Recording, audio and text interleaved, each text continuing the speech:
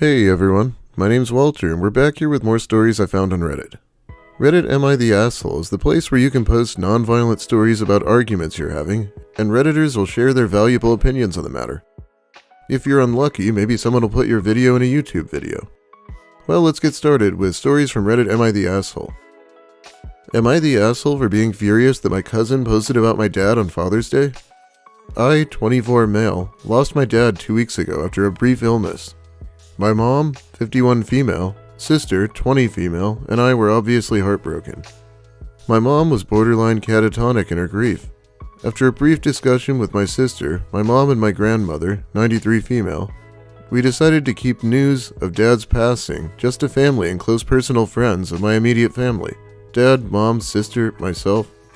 I believe this to be the best to help manage my mother's stress levels and help her grieve. Due to my mom's grief and being the oldest, I've sort of taken on the role of spokesperson for my family. Planning the service, dealing with introductory legal work, calling my dad's friends. So last week I sent a text into the extended family group chat requesting that no one post anything about my dad's passing on social media, and that anyone that we wanted to find out would be informed directly by us. I also made it extremely clear my mom's sister and grandmother were on the same page regarding social media.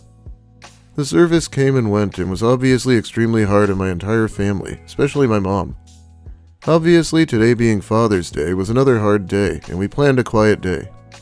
However, that was ruined by my cousin. She, 19 female, decided that in addition to posting a tribute to her dad, she posted a message about the loss of my dad, her uncle, as well. Me, my sister, and my mom received a massive influx of calls and texts, which greatly upset my mom. I was more annoyed that people I haven't seen or spoken to since high school were now acting like my best friend. However, the vast majority of my anger was reserved for my cousin.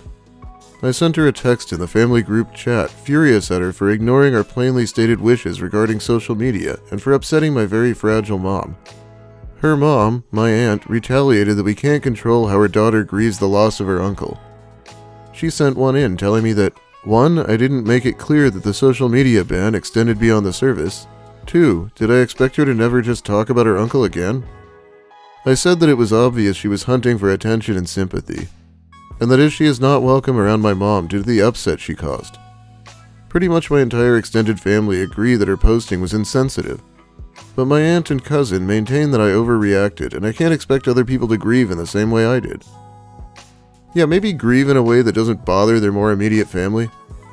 Even things that aren't that big of a deal just get more annoying when someone only did it for attention. Like a sad Father's Day post on social media. I know we're living in 2023 and social media is all the rage, but seriously, don't post about my dead dad on your Facebook. It's really such a low bar. You're absolutely not the asshole. She can grieve however she wants without publicly posting on social media. Not doing anything to cause your mother to be bombarded with people calling about her dead husband is such a simple request. And this is why nobody should post on social media, to allow family time to notify loved ones. When my father died, his girlfriend posted on social media within 24 hours of his death, and neither my sister or I had time to inform everyone. We found out via my auntie that she posted about him.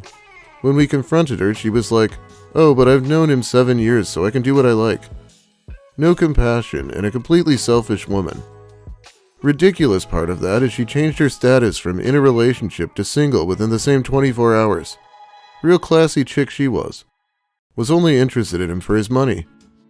She also posted a photo and blurb complaining about my other high-needs autistic sister about 2 years prior, which I confronted her about. Sadly, my dad stayed in the relationship and said it was a cultural difference. I still maintain that publicly posting about anyone who can't defend themselves is disgusting behavior, regardless of culture. I found out the same way, through Facebook, when my sister died just over a year ago. I was at work and was on my lunch break when I got the notification. My brother-in-law asked that it not be posted on Facebook until everyone had been notified, and an immediate family member posted it. Luckily, my bosses were super understanding when they found me sobbing. Wow, there's a lot of stories about people finding out relatives died on social media. That sucks. Let's move on though. See if I can find a new one about a wedding. I can. Am I the asshole for telling my daughter she is being selfish and that she needs to take an Uber since I am not leaving her older brother's wedding? This has been a built-up issue. My son got married this weekend, and this issue isn't dying, so I'm going here. My daughter has very bad anxiety. She is 19 and I will call her Shelly.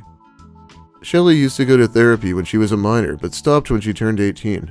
Ever since then, her anxiety has been out of control, and due to this she won't drive anymore. She has a license but refuses to drive. We live in the USA, and driving is basically needed or it's a big inconvenience for the people around her. Also, she is an adult, so it's not like we can force her to drive. This is the issue. My son was getting married and she was uncomfortable with so many people around at his wedding. She asked me to take her home. I told her no, and if she's having difficulties, wait in the car. She told me it's freezing outside and she needs to leave. I told her no again, turn on the heat in the car and wait as she needs to be away from people. She don't like this answer and told me she will have an attack if she stays and she needs to go home. I told her to take an Uber then. I am not leaving. She don't like this, and this was turning into a full argument. Shelly told me I need to take her home again, and I had enough. I told Shelly she is being selfish, that she has many opinions, and I will not deprive her brother, my son, of his parents being at his wedding. If I took her home, I would miss his wedding, since it was an hour drive here. She called me a jerk and left to stay in the car for a bit. She was back about an hour later for the rest of the wedding. She has been pissed since, and her younger brother is copying her. I mean, she's an adult. Theoretically, at least. She can obviously handle getting home alone if she has to. Asking the parent to leave their son's wedding is completely insane, and maybe she shouldn't have gone in the first place. Yeah, while your response may sound harsh to some, I have suffered with mental health problems since my pre-teenage years, and I agree with what you're saying here. They are my challenges to tackle, no one else's. I go to therapy, take my medication when I need it. I manage myself. I have a good job and a family. It's not anyone else's job to control my mental health. The sooner this teenager learns this, the better. OP, you're not the asshole. Your poor son would have never forgotten it if you'd left.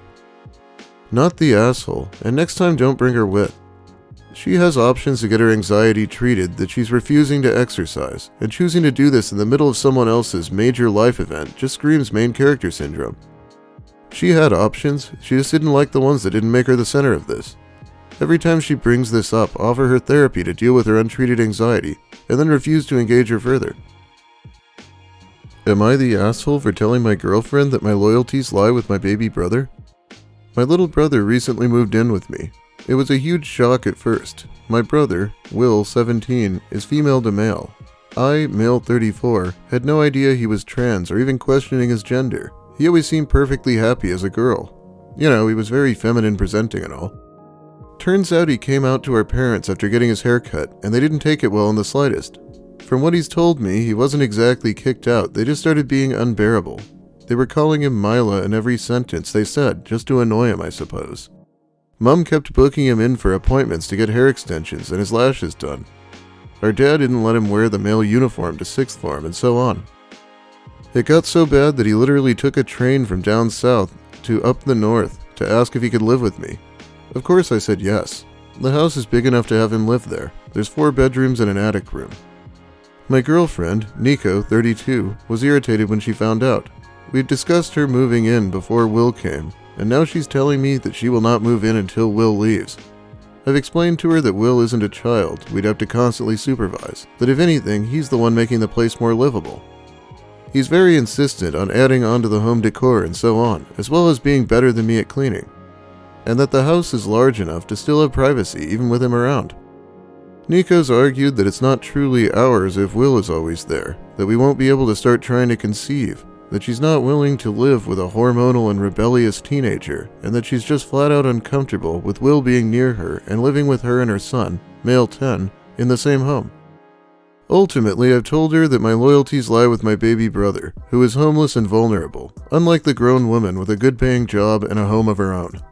She's called my mom up to complain about it, and she said that I was in the wrong for prioritizing Will, and Will himself said that he doesn't want to be causing problems in my relationship. I mean, it's the parents causing the problem here if anyone is. But with the complaints about hormones, she's got to be transphobic to some extent, right? I can't think of any other problem she'd have. Not the asshole. I love that you are protecting your brother. Have to say I'm rather confused that your girlfriend has a younger child to look after and expects you to welcome that child, but can't extend the same to you and goes running to your unaccepting parents to make you toe the line. I guess she thinks like that because her son is her son and my brother is just extended family, which is absolute bullshit. My brother is the closest person to me. Okay, I can't be the only one who picked up on it. Your girlfriend is uncomfortable having your little brother around her and her child. And you're not getting transphobic vibes here? Well, I am, all the way from across the pond. Look, I'm just a random internet stranger, and I'm not comfortable having a transphobe around Will. Here's hoping you see the light and kick her to the curb where she belongs, not the asshole. I guess the comments are helping, I just didn't think she'd be transphobic. She called Will rather than Mila, and she did use he/him, so I assumed initially that she was supportive of him. Lots of folks will support us performatively like this, using our names and pronouns correctly, but when push comes to shove, are not in my backyards about us. Trans people are fine and totally deserve rights, but do they have to be so close to me while they do it? It's gross energy, and I'm hopeful your girlfriend isn't transphobic, but it isn't looking good. My family wasn't racist, at least not outwardly, until I got pregnant by a man from a different race than mine. When it's in their front yard, it's a whole different ballgame. There is a little bit of argument about this here. If it's not about being trans, she's still being an asshole though. Am I the asshole for saying I found a fictional character attractive in front of my partner?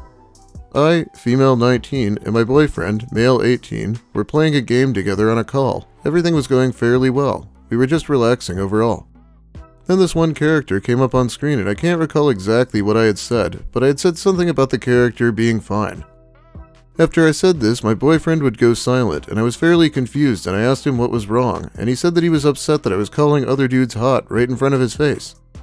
But this character isn't real, like he's an animated character and it was just a quick joke. The character also isn't even a human character, so I didn't understand why he was mad at me for saying this. I said sorry, and he said it was fine, but then the next 30 minutes he would keep bringing it up. I did feel bad, yes, but I just don't understand what was so bad about it.